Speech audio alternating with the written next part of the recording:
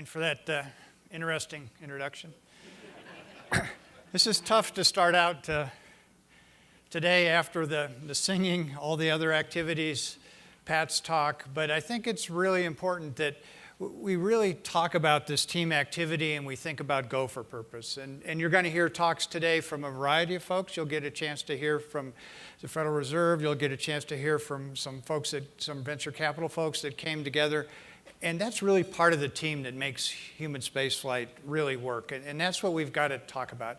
I'll show some names of some companies and some folks on these charts, but I don't think you should limit your thinking to those names or those individuals. You ought to think about where you sit in this audience, where you sit in this group, and how can you contribute to this thing called human spaceflight. What we're doing is absolutely amazing. We're moving human presence into the solar system. We're trying to do it in a sustainable way to move forward. We're trying to do it in a way that we can avoid the big starts and big stops that typically happen in programs.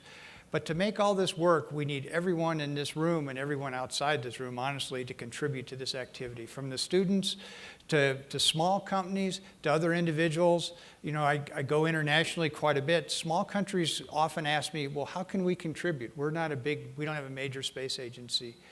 I think there's real advantages in that. Some folks that come to our business, they don't carry the perceptions, the biases that we have internally, and we can learn from that diversity if we can accept and figure out a way to build this activity. And when I think about humans riding on the pointy end of a rocket, it is the absolute team activity. You have to be totally transparent. You have to be totally honest with everyone. You need to know what you know, and also, more importantly, maybe know what you don't know. And then ask and figure out how to pull the team together. So that's what I hope to talk to you a little bit about today. The basic activity that we're going to do, if this works.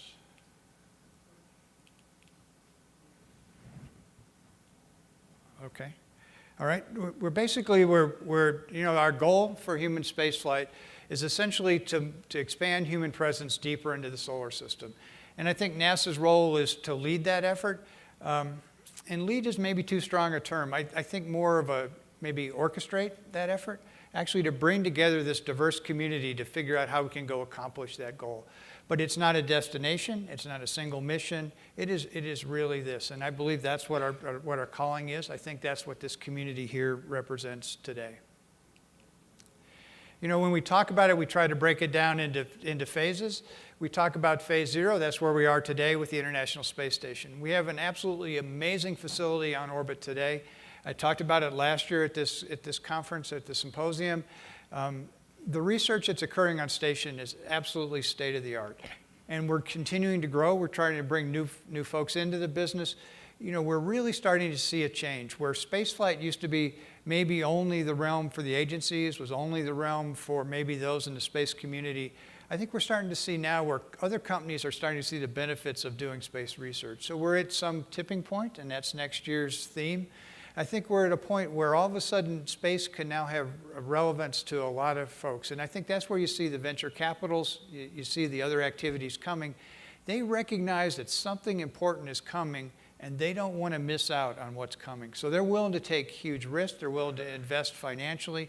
That's really been made possible because of the space station and what we were able to do with space station. We were able to open up transportation to space station. We're able to open up research. We can fly experiments to station now in maybe 3 to 4 months, which was unheard of before. We can take commercial equipment, fly it to station, see how it actually operates, and let commercial companies actually operate their equipment that they use on the ground today on board space station, and they can get a direct comparison. There's a bone densitometer that's a common piece of device that's used on terrestrial labs to measure the density in rodents. Rodents are a good animal model for bone loss. That exact same device is on board space station. The displays that come down and show the bone density, it's exactly the same device that the researcher sees in his terrestrial lab. So there's no learning for the researcher to learn a new piece of equipment, a new piece of hardware. This researcher can actually compare directly the benefits of understanding how space can be used as a tool. The other thing we're going to do in space with space station is if we're going to move out into the solar system, we're going to have to really, we've been on station for 16 plus years with crews. We're comfortable operating in low Earth orbit, but we're only comfortable because rescue is essentially hours away. If we start breaking that tie with the home planet, we go out to the moon, we're now days away, 5, 6, 7 days away from return or rescue. And then when we leave the Earth-Moon system, we're now months away. We're not ready. The reliability of our systems are not up to the level that they need to be. They're not ready to go do the kind of things that they need to do to get ready. Space Station is a great proving ground to really test those next generations of life support equipment. And I think there'll be some talks here today on that next generation of life support. The other thing I think we can do with Station is we can also build some standards. You know, when we talk standards, we have the International Docking Standards. So now anyone can, if they build to that standard, they can come dock to U.S. vehicles. It doesn't tell you how to design, but it tells you what the standard is. That's tremendously important. We need to do that same thing in the life support area, where we can agree on maybe the common pressure inside the capsules or in the modules that are in space of 14.7. We need to understand the basic atmosphere constituents. We need to understand the basic data protocols. Set those standards in place, then anyone that builds hardware and they build to those standards, they can be used and they can be part of our system, or they can be part of this team. So those are things that we're doing right now in phase 0. You know, phase 1 is where we're going to move to the vicinity of the moon into cislunar space. Again, we talk about the first steps as potentially being in the vicinity of the moon in a thing called the Deep Space Gateway. Don't think of that as a space station around the moon. That's not what it is. It is really much more than that. It's a research platform where it can be used to command robots on the surface of the moon to do investigations, to look for resources on the moon. It can be used as a transportation node where returning crews from Mars can come back to the gateway. It can also move in various locations around the moon depending on what the mission requires. And so it can be in a polar orbit, it can be an equatorial orbit, it can be a halo orbit around Lagrangian point 2, which is on the far side of the moon.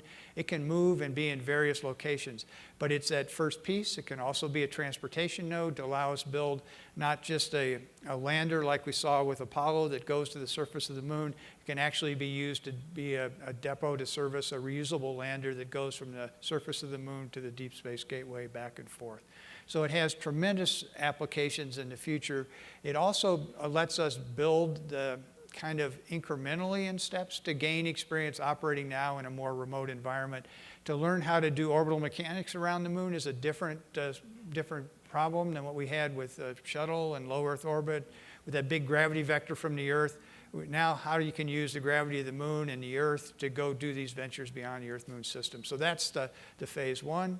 Phase 2 is where we build the spacecraft that actually goes beyond the Earth-Moon system. And that spacecraft has to be built with all the right reliability in the life support systems, all the right maintainability, because once you leave, you're committed for at least a month or 2 to that activity. If you go all the way to Mars, you're committed for up to 1,000 days. And that vehicle really needs to be ready to go, and this is a great place to test it out. We plan to test it out in roughly 2029. And around the vicinity of the moon, so if something goes wrong, but we can kind of do a verification run like we do in the lab where we make sure everything works and ready to go. And in phase 3 and phase 4, we'll be working on in parallel all the way, understanding how to do entry, descent, and landing, how we can actually enter the Martian atmosphere. Today we can land rovers. They weigh roughly a metric ton. When we think of landing an ascent vehicle on Mars, it's roughly 20 metric tons, so 20 times what we've landed on Mars today, and that's with no fuel on it, and we have to look at in situ resource utilization, or the ability to live off the land, and we can do some of that beginning at the moon. So this is the basic framework of which we've laid out. NASA can't do all this.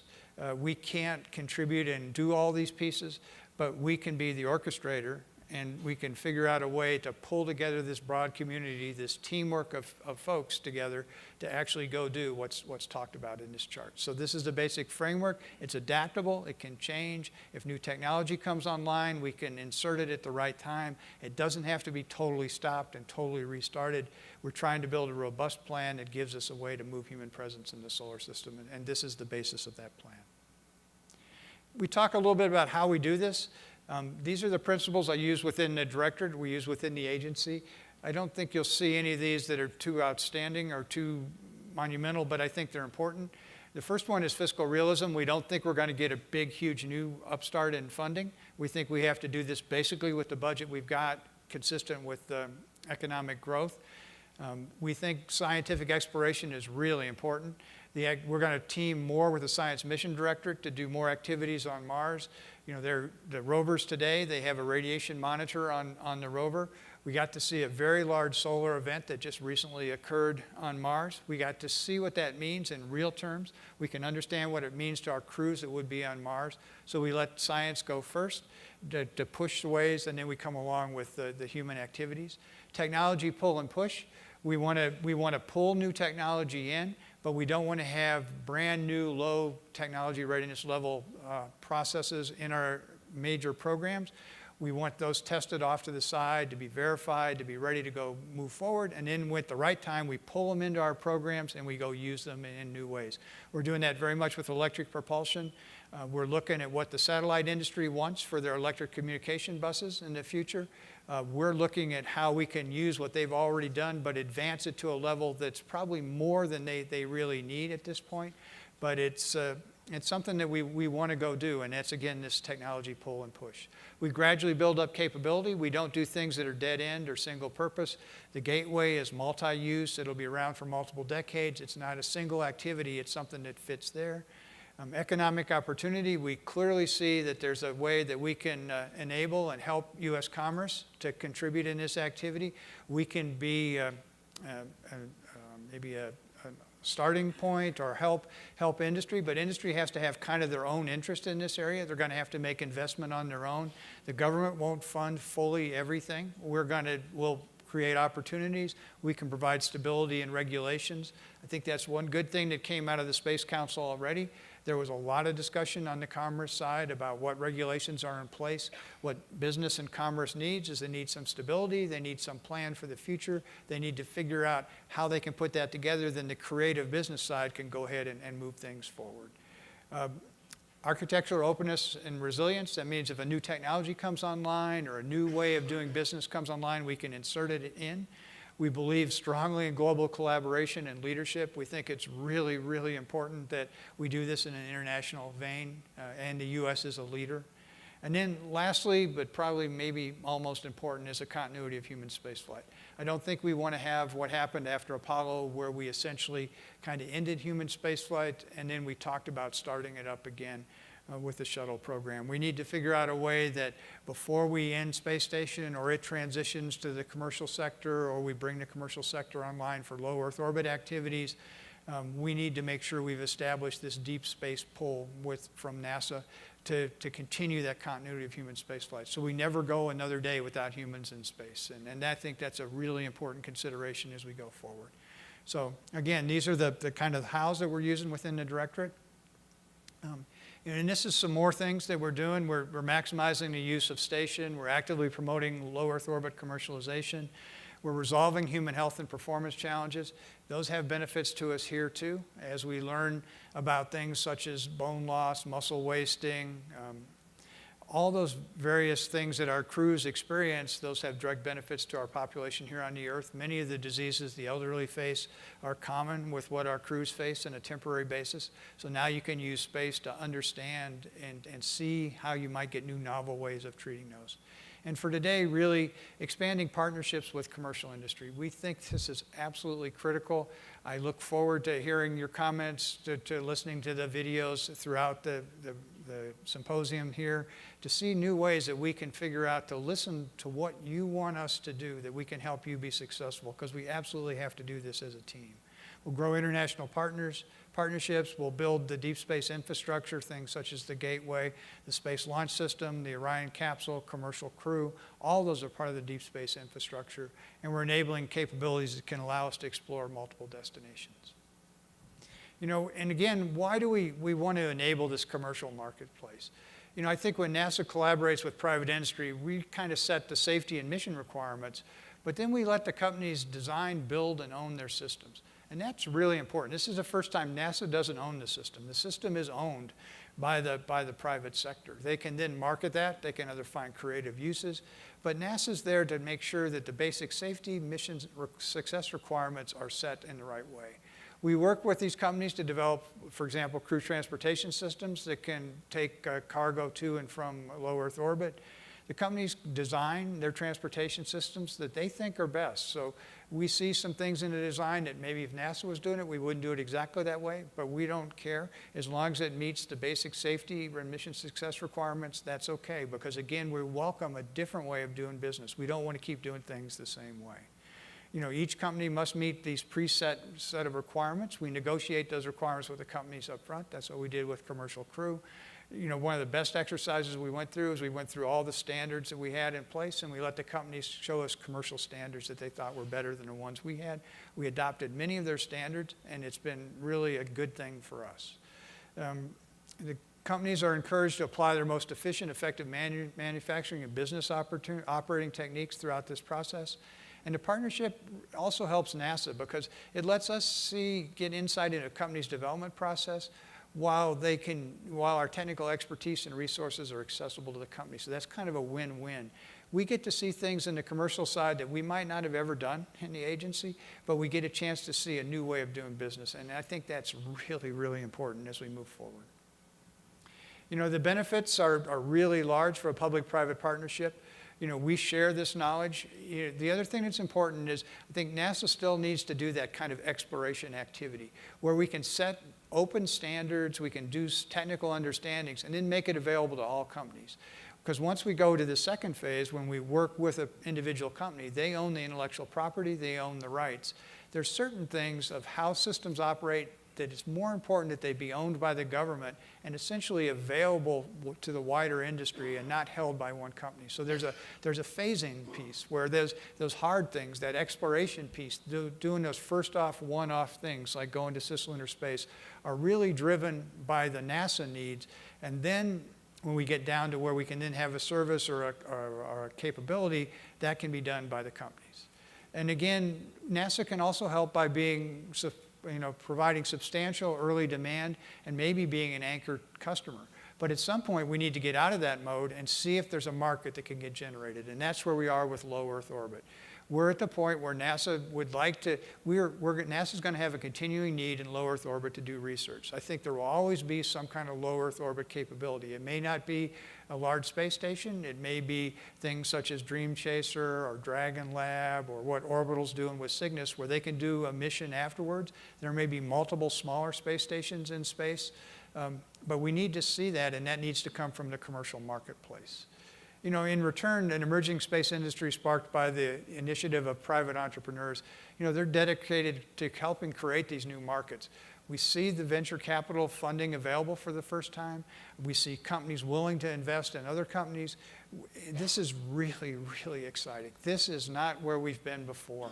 This is something that is really changing. So this go for purpose, this how do we move forward? We are at this point where we need the power of what this symposium has done now broadened to the entire space sector so we can really move.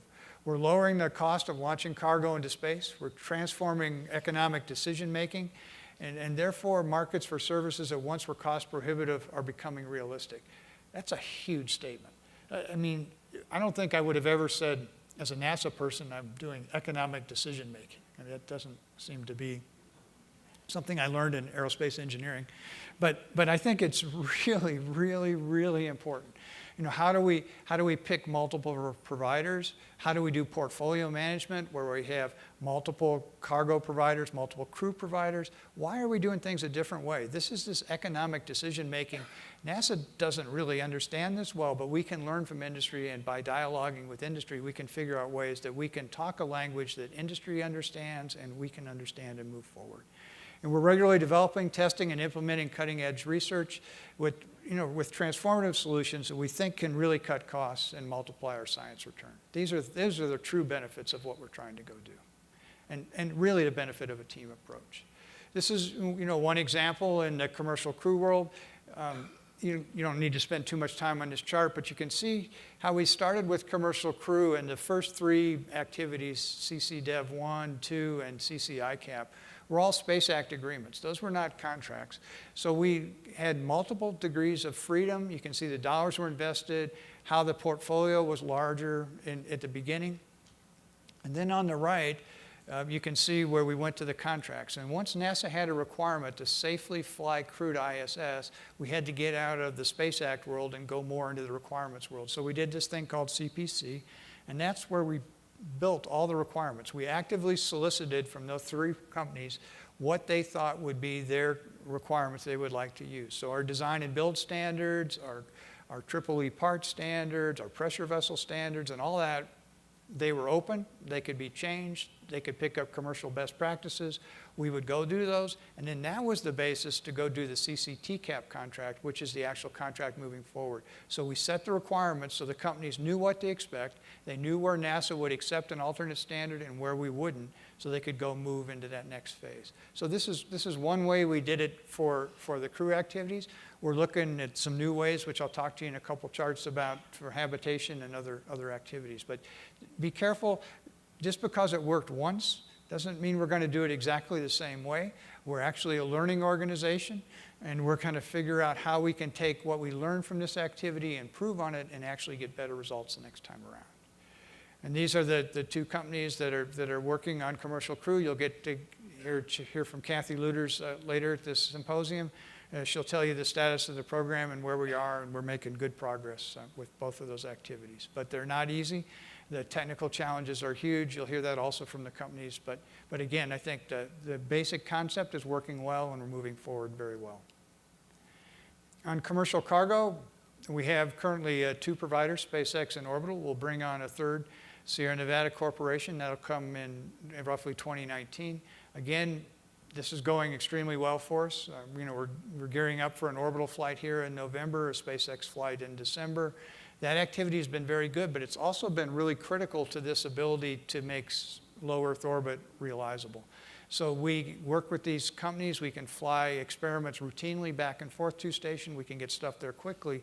But more importantly, for the next generation, when space station is no longer a large government facility and commercial, maybe there's a commercial market there, now commercial companies can go out and they can negotiate directly with SpaceX and Orbital to get cargo services. They can go to SpaceX and Boeing and get transportation services. So NASA doesn't need to be involved in any of those interactions. We're effectively creating this market by being willing to step out and enable new companies now to reach out to this broader community once that market takes place. So a researcher doesn't now need to wonder, how am I going to get my stuff to space? There's companies already that can take their stuff to space. They can start talking to them now. They can start building business plans. They can start getting certainty. We can put some regulations in place to make it easier for them, and they can move forward. Again, on space, on the next step habitation, we currently have done phase 1. This is where we're looking at how can we use the commercial sector to potentially help us with habitation modules in the vicinity of the moon. We know that these companies might have interest in building some kind of habitation or laboratory in low Earth orbit. So we'll team with them for NASA's need, which is this habitation capability in the vicinity of the moon. If they can find the right commonality there, we'll move forward. We're looking at things such as life support. You'll get a chance to hear several presentations here later on all those activities, and this is really exciting to see the interest from these companies. It's not exactly like the commercial crew activity, so don't try to make a one-for-one comparison or one-for-one thing. This is a little different approach. It's much more open. We're looking at even some interesting things with nanoracks. They've determined that reusability is really important, so why can't we use upper stages for habitation modules? That had been talked about before. Once we get all this hardware to space, is there some creative way we can use this hardware in space and not just throw it away? So how can we get reusability in space? So there's a lot of really interesting things here. You can go out to the web and see what's available. So NASA's vision is really a sustained human presence in low Earth orbit. It's supported primarily by the private sector and used by broad sectors of the economy as we advance human presence in the solar system. So if Pat challenged us to say, what is our vision? What is our short little topic? Why are we here? What drives me? What makes me go to the great swamp in Washington, or the logic-free zone? This is it. This is what I honestly believe. I came into the space business for this. This is what I think we can do. I think this is the best of industry and government. This is truly a team sport. And then I'll leave you with this. I got up this morning and I went out running and I got to see Venus. And so this kind of looks like Venus from New Mexico, but it's really not. This was taken in 2014 from Mars looking back at the Earth. And this is what we're about ready to do. We're going to put human beings in a sustainable way on Mars, and this is the view they're going to have. And that little thing, Earth, that moon and that Earth is going to be their home. And this is their view of home. And if you don't think this takes a team, maybe you haven't had enough espresso. Maybe you need to go out and stand in the sun for a little while. But take this image to heart. Imagine you're on Mars. Your life depends upon the team in this room. Your life depends upon those communications, your own skills, your knowledge, what you have learned. You'll be more remote, but you will be moving human presence in the solar system. We can do that as a team. So thank you.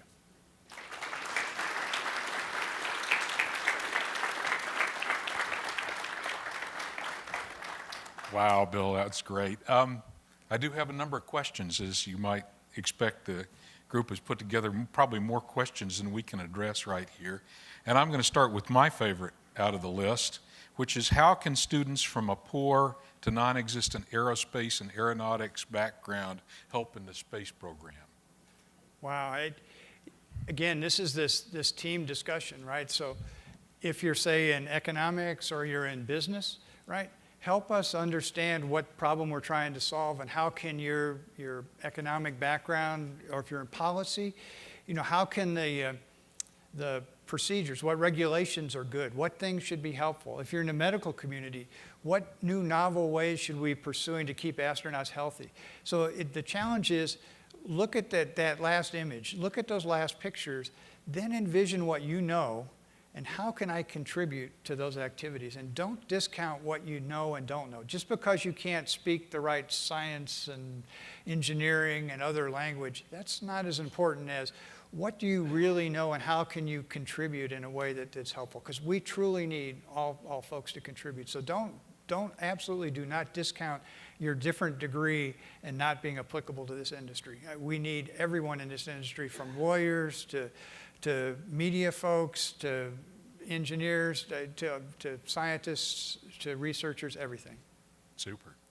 Okay, question number 2. There's a lot of talk and effort seen in expanding the human presence on Mars, just to your last point. How aggressive are the efforts being made toward lunar presence? Again, I think what I tried to lay out in that phases chart is, I think it's a progression. We're not ready to go to Mars today. I mean, there is no way we can go to Mars. We just don't have the systems expertise. We don't have the hardware expertise. We don't have the basic operating philosophy. We're very used to operating in low Earth orbit, where the crews can interact with the ground can interact with the crews. We're not used to autonomous operations, crews being on their own. There's lots of things we need to get ready for Mars, so we see it as a logical step. So we want to use space station to develop the next generation of life support systems, test them out on station, then take them to the vicinity of the moon where they're now stressed and the supply lines are much more difficult. You don't want to do development around the moon, you want to do development in low Earth orbit. Then you take that next progressive step towards the moon, and then after the moon experience and the operational capability grows there, then you work on the technology at the same time that's occurring, then you're ready to go to Mars. So we see it kind of as a phased approach. So I think we want to fall back in our old way of doing business. It's a destination, it's a mission, it's much more than that. We've got to sell this larger vision of this sustainability, this building this infrastructure. It's not pretty building infrastructure, right? Nobody enjoys building infrastructure. But when you have a freeway system or you have a highway system to get places, it's absolutely necessary for where you are. So we need to spend the resources doing that and take the broader view. But I think we'll see now more of a moon focus, at least that's what we heard from the Space Council. We'll see if it fits with this cislunar capability. We'll see if international partners or commercial companies are interested in doing things on the surface of the moon. We'll also get a chance to see if there's lunar resources. If the water that we think is present on the north and south pole of the moon, if that's accessible, then that's really a commercial item that can be sold. So we want to do an early test, very early, and see how that water is held in the regolith on the moon and see if it's accessible and could be used for propellant going forward. Wow, there are a number of questions here related to in situ resource utilization. We're just not going to get a chance to talk about those. The last question that we have time for, the one that most people want to have the answer to, is what is your vision on how the space station will transition to commercial operation? Yeah, I've learned early in my career not to have too firm of plans, because somehow things never work out exactly like they're supposed to. I don't know how many in this audience, but I will tell you that when we started Space Station, if I ever would have thought I could go in my backyard and look up and see this 900,000 pound thing as big as a football field with all the international partners all assembled in space, I probably would have said it was impossible. Because I can tell you numerous times when we were one vote away, we were one moment away from everything being canceled. In fact, many of the modules on orbit, we were told directly, I was told explicitly, never to have those modules on orbit. One of them was the cupola, which is the favorite thing of every crew member that goes to station. We were told that it would never fly, and then we figured out a creative way to accidentally attach it to node 3. So when node 3 showed up, the cupola got stored in orbit, so instead of being stored underground. So the point is, how do you stay adaptive and don't get locked into a particular vision, and how does it work forward? I think the key thing is keep the longer term vision in place. Be willing, in a sailboat analogy, be willing to tack with the wind, to go back and forth, but don't lose track of where that purpose is, or that horizon goal is. You may not make as much progress, but boy, when the wind shifts the right way, and maybe now we're seeing a positive flavor in the U.S. about, going and having a focus for space again. Boy, if that's really the case, we're ready to move. So you need to be always prepared, always ready to move, and don't have one particular vision or one particular linear path. Be ready when the change comes, when the exponential approach occurs, when artificial intelligence comes online, when field programmable gate arrays kick in, and when laser communication is ready to go. Just adopt that new technology, insert it into your new programs, and get ready to go run, and you'll be surprised with what you can accomplish. So thanks. Thank you, Bill Gerstenmaier. Thank you.